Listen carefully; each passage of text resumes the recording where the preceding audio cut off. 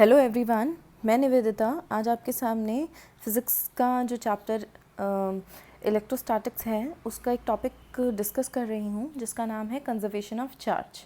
तो सबसे पहले हम इस कंजर्वेशन ऑफ चार्ज को पढ़ने से पहले हमें दो चीज़ों के बारे में पता है, वो है conservation of energy and conservation of mass. आपको पता है कंजर्वेशन ऑफ एनर्जी का मतलब होता है कि कभी भी एनर्जी को हम डिस्ट्रॉय नहीं कर सकते, ना ही क्रिएट कर सकते। एनर्जी सिर्फ और सिर्फ एक फॉर्म से दूसरे फॉर्म में क्या कर सकती है, ट्रांसफ़र कर सकती है। ऐसे ही मास को हम ना ही क्रिएट कर सकते, ना ही डिस्ट्रॉय कर सकते। जो यूनिवर्स का टोटल मास है वो हमेशा क्या रहेगा, सेम रहेगा।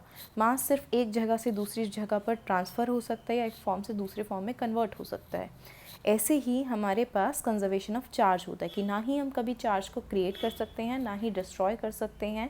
सिर्फ और सिर्फ एक सिस्टम के अंदर हम उसको क्या कर सकते हैं, ट्रांसफ़र कर सकते हैं।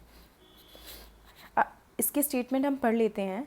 कंजर्वेशन ऑफ चार्ज का मतलब होता है कि अगर एक आइसोलेटेड सिस्टम को वो कंसिडर किया जाए और उस आइसोलेटेड सिस्टम में पहले इनिशियली कोई चार्ज था, फॉर एग्जांपल क्यू चार्ज था, एंड क्यू चार्ज उसका इनिशियल चार्ज है। अब सिस्टम के अंदर कोई चेंजेस आए, कोई रिएक्शन हुआ या कोई भी चेंजेस आ रहे हैं, तो अगर वो सिस्टम आइसोलेटेड है, मतलब उस सिस्टम से कोई भी चार्ज बाहर नहीं गया, तो उस आइसोलेटेड सिस्टम के अंदर जो टोटल चार्ज था वो क्या रहेगा, सेम रहेगा।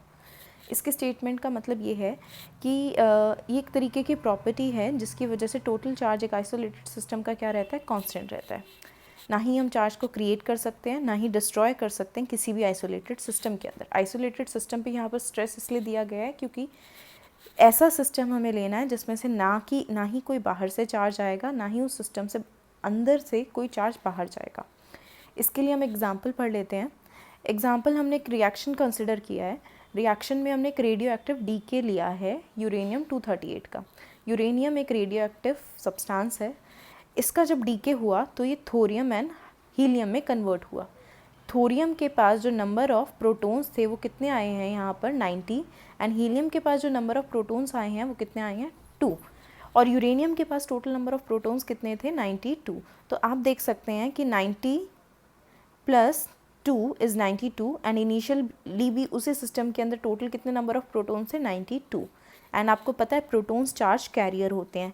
ऐसे ही नंबर ऑफ़ इलेक्ट्रॉन्स उसके पास पहले कितने थे 92 थे,